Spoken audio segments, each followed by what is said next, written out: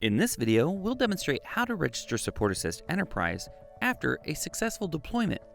After you deploy SupportAssist on VMware vSphere or Microsoft Hyper-V, you must register SupportAssist Enterprise to use its features to monitor your devices for hardware issues or automatically collect system information. To begin, open a web browser and enter https:// the IP address of the virtual machine on which SupportAssist Enterprise is deployed, /5700/SupportAssist, and press enter. When you enter the URL, ensure that you enter SupportAssist with the S and A in uppercase. Enter the root account credentials that were configured during the deployment and click Sign In. Note that you need to enter the root account credentials only the first time you log into the SupportAssist Enterprise web interface after deployment. Read and accept the license agreement.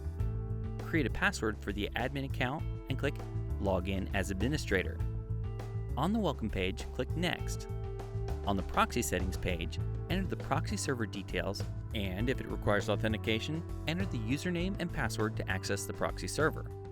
Skip this step if you do not need a proxy. Click Test Connection to verify the connectivity and click Next. On the Authentication page, enter the access key and PIN generated while downloading the SupportAssist package. You can also generate a new access key and PIN by clicking this link.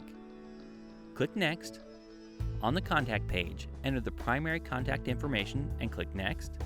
If you want Dell EMC to automatically ship the replacement parts for your servers, activate the checkbox and enter the primary and secondary contact information and shipping address details on the parts replacement page.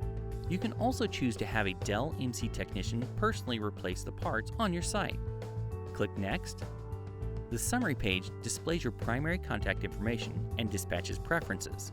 When done, click Finish. After the registration is complete, the site health page is displayed. If you want to change your admin account password, click Admin and then click Change Password. For more information or assistance, go to dell.com/supportassist.